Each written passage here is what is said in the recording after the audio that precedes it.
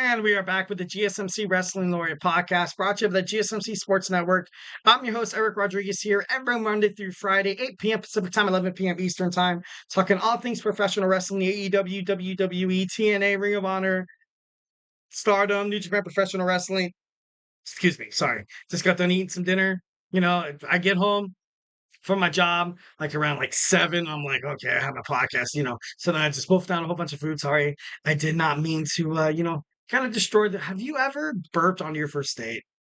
I don't even know why that kind of popped up to me. I was like, you know what, if you have, hit me up in the chat section. Let me know your most embarrassing moment during the first date. Honestly, during the first date, I gotta be honest, strictly, I farted during the first date. I was sitting down, didn't think it was gonna come out. She We were in a booth, and I believed it was like a BJ's Brew House. She came around, it was like one of those round booths. I sat down, and the server's like, "Oh, what can we get you started to drink today?" Well, I handed us the menu. I was like, "Okay, I'm gonna." Because she's coming in from the left side, so I was like, "Okay." And then all of a sudden, you heard a like a. I was like, "Oh like what the f just happened right now?" I was so embarrassed. I kind of tried to play it off, you know. You see those leather seats, you're like, "Oh damn, like these leather seats are kind of crazy." And she kind of looked at me, she smiled, and the server was looking at me like, "Dude, are you serious right now? You're gonna blame our fucking chairs, dude? Are you serious?" I'm just kidding. No, but it was pretty crazy. It was pretty crazy. But once again, we're gonna talk about our men's power rankings presented by the GSMC Wrestling Laureate podcast. But before we get into that, I want to remind you guys to use the tips and donations link at the GSMCpodcast.net. Shoot me your comments, questions, and concerns. Your question gets moved on to the top of the list if you use the GSMC GSMCpodcast.net. Shoot me your comments, questions, and concerns. Once again, here at the GSMC Sports Network, we do love a lot of peace, love, and positivity, 110%. Also, like, subscribe, follow the show and the network at the GSMCpodcast.net. So, yeah, don't be too shy to kind of do that. So, let's go ahead and get started on this. I was having, kind of having technical difficulties a little earlier. Let's see if we're going to have the graphic come up. If not, we're going to have to. Oh, looks like all right. So looks technology once again. You gotta love technology. So we're gonna have to freestyle it. So at number 10, I have Joe Hendry. Say his name, man. He appears. I believe in Joe Hendry. I believe in Joe Hendry. So at number 10, I have Joe Hendry. The TNA superstar makes it across the Forbidden Door once again for WWE NXT. You saw him in the number one contenders match for, to determine who was going to fight Trick Williams at NXT Heat Wave. Obviously didn't really, matter because you kind of had 4 guys come out of it. But it was a good match. It was a great match, like much what I talked about on my NXT kind of review, that this guy looks like he's made for WWE. I'm sorry. He looks like he's already levels above. He looks like, he has the fan support. He has even international. Even international loves Joe Hendry. Joe Hendry's debut on WWE NXT outsurfaced, also outshined Mercedes Moné, Will Ospreay, and also Kazuchika Okada. All 3 of their debuts put together. That's huge. That's absolutely dynamite. Love to see Joe Hendry. Love that, he's finally getting the recognition that he kind of deserves. At number 9, I have Damian Priest. I do have Damian Priest, the WWE World Heavyweight Champion. Man, let's just face it. Let's just talk real. He botched a kick out on a major WWE forum. Especially it was major for Paul Levesque. This was Paul Levesque's first shot at WWE Money in the Bank, and Damian Priest blew it. He blew it 1,010%. He didn't make it look believable. Then Drew McIntyre came out. It was a huge mess. It was crazy. 1,000, it was bedlam. Absolutely bedlam. But he is our WWE World Heavyweight Championship holder. And Triple H even said post show of Money in the Bank, said that he doesn't really care. He still stands firmly behind Damian Priest. But that was bad.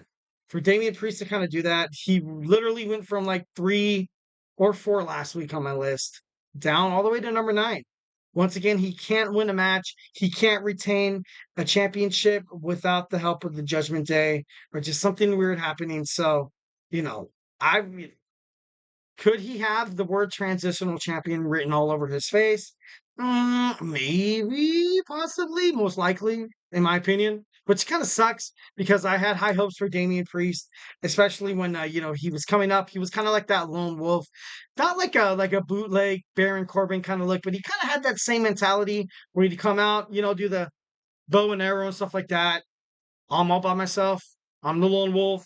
No one's on my side. Then he joined the nightmare, not the nightmare, the Judgment Day, and it's been different. It's been different. At number 8, have Tatsuyori Naito recently beat Jon Moxley for the IWGP Championship at AEW Forbidden Door. Um, once again, you kind of have a New Japan Professional Wrestling on this list. You have them, kind of becoming more of a, kind of like a bigger conglomerate, becoming, once when they became partners with Tony Khan, and Tony Khan absorbed Ring of Honor, also New Japan Professional Wrestling. I don't know, you just been seeing sort of a lot of superstars from New Japan Professional Wrestling finally get that recognition that they deserve their whole entire career. At number 7, I got Sami Zayn. Sami Zayn successfully defeats Braun Breaker and retains his WWE Intercontinental Championship at Money in the Bank. This was huge for Sam. This was pretty big. Once again, Sami slain, another dragon slain, another giant slain, another guy that's probably, 10 times, that could probably rep him, on the bench, on the bench press. But Sammy didn't let that get to him. Gotta love Sammy. Obviously, you have the the Canada hometown boy. So I didn't really think Sami Zayn was gonna lose all that much, but it was huge for Braun Breaker. Then you saw the promo with Braun Breaker on Monday Night Raw, where mid sentence he was like, "Well, Sammy," and then he went to attack him with the spear, and you're like, "Dude, like, what does that even prove?" I get it. I get that the Steiner brothers are absolutely like you can't reason with them. Rick Steiner did that. Also, Scott Steiner within WCW, Braun Breaker's his uncle. It's it's not the same type of wrestling anymore, and this type of promotion is kind of trash. 1,010%. I feel like WWE is kind of destroying Braun Breaker's character. If worse comes worse, send him back to NXT. But what they're doing right now with the TNA collaborations, maybe perhaps a National Wrestling Alliance in the future. I really don't see any, place for Braun Breaker. But right now, WWE needs to figure something out because this isn't working. The squash matches, the, impromptu attacks, the melees. It's not good. It's not good TV. All right, and next at number 6, we have Solo Sikoa. Solo Sikoa from the Bloodline defeated Cody Rhodes at Money in the Bank, but we all knew that was going to happen. This needed to happen. Solo Sikoa ultimately needs so much more momentum, needs to go on this absolute winning tear. So eventually, once when Roman Reigns comes back to WWE, for it to be kind of even Bloodline Civil War. But yeah, at number 5, I have Oba Femi, the NXT North American champion, still killing it. Defeated Wes Lee at NXT Heatwave, which thank God. Nothing against Wes Lee, but Oba Femi is way too dominant to kind of let his reign kind of go to stuff, kind of go to crap because he comes back from this neck injury, and it was very impressive. I was told I was never going to wrestle or walk again. I love that. That's cool. I love that he was gonna, be able to walk or wrestle again. I love, that battle he comes back from. But, you need to have at least one heel champion. And I feel like you have Roxanne Perez on NXT.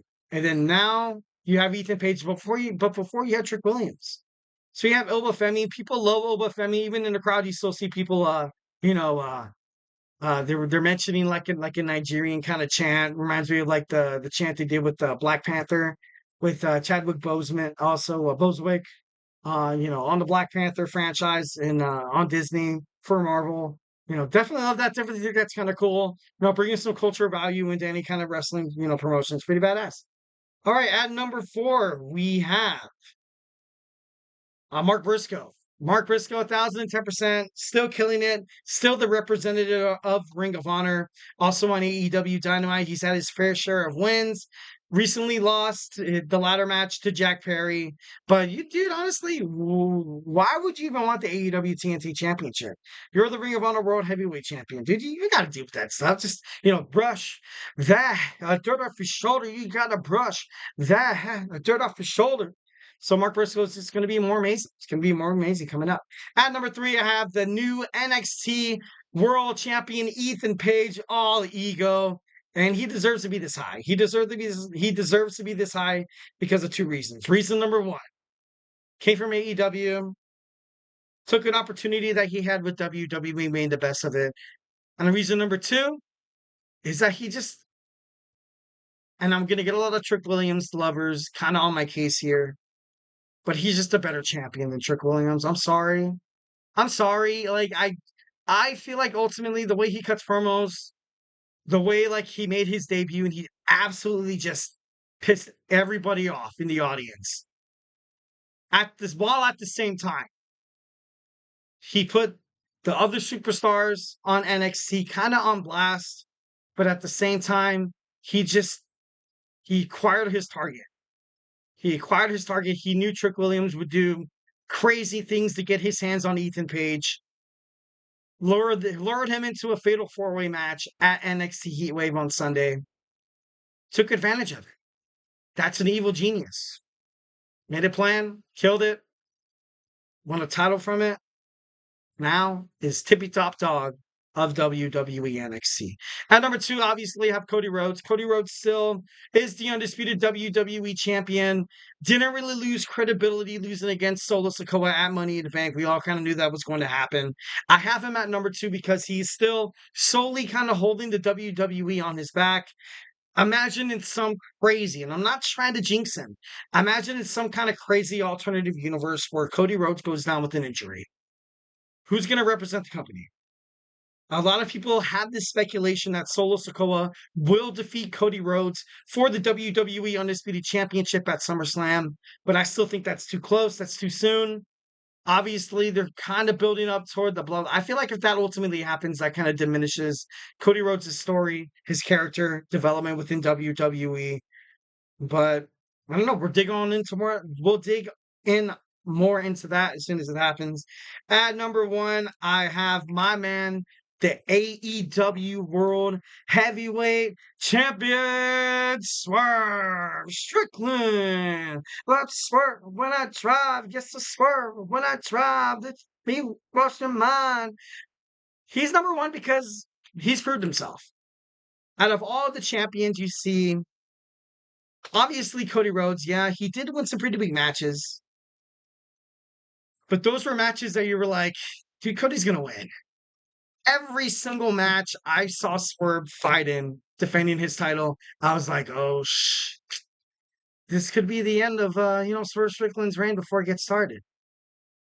But that didn't happen. Swerve Strickland was able to prove the naysayers wrong, prove why he is the number 1 wrestler in the whole entire world on my top 10 wrestling power rankings for the GSMC Wrestling Laureate podcast. Not Swerve when I drive. Yes, Swerve when I drive. Yes, Swerve. We'll be back.